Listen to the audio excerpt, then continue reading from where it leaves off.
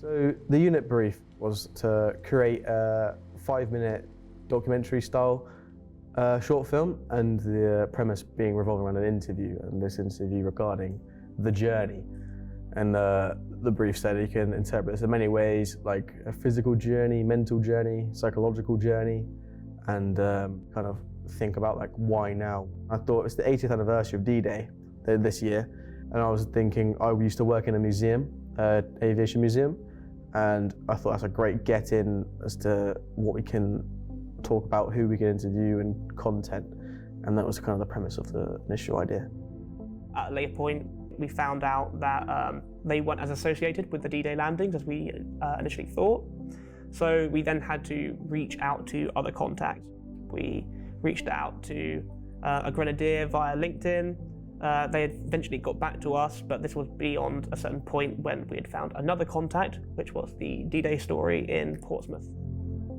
I was really excited when I saw the pitch. I thought that it was a really good idea. They thought about the why now. It was going to come now, the anniversary of the D-Day. They also thought about a potential client, which was a museum, which Toby was working before, and they wanted them to use it as a promotional material. So it was really a well-rounded project. So when we first started working with the D-Day story, they seemed really on board with us. They replied saying, we're happy to work with you as long as you kind of feature around the landing craft that they have at the museum. And we thought that's great. It's the journey of this landing craft. Great story because it had a lot of history behind it. So the first few weeks went amazing. We were like, a few red flags here and there, like they're quite slow at replying, but hopefully we'll sort it out. And I thought, I live somewhat close, so I can visit every now and then if need be, but hopefully we wouldn't get to that point. But yeah, first few weeks, nothing seemed too off. Over time, the responses started to become slower and slower, especially during the Easter holiday season. The risk assessment took quite a long time to complete. It took about 9 hours. This was over a numerous amount of days as well, because I had to wait to hear back from the museum to get more information to then apply into it. And then the more this went on, the more stressful it became, and then the more stressful that made me. So the risk assessment itself was very complicated, and it's quite sad that it wasn't as useful in the end. There were many concerns about the lack of progress that the group was making.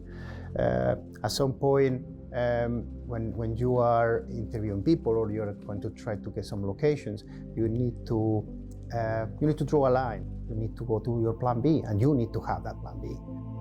I found myself at a point of over a month of just on edge, stressing about it, constantly checking my phone for emails, for replies, sending 5+ emails in a week, trying to get a reply from them. Like, are you still working with us? Like, did we do anything wrong? What have we done? Like, please reply to us. Visited in person, phoned them, no reply.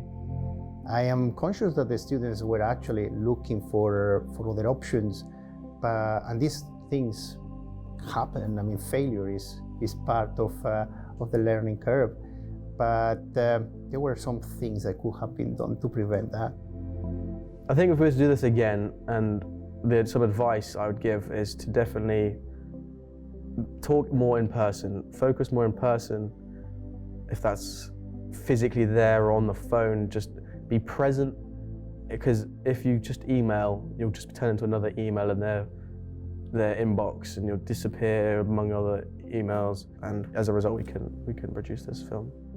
These experiences are the ones that are really there in your memory. You are not really getting rid of them very, very easily, and you are learning very much about what not to do. I'm quite proud that they found a way to reuse the work that they have done in a productive way.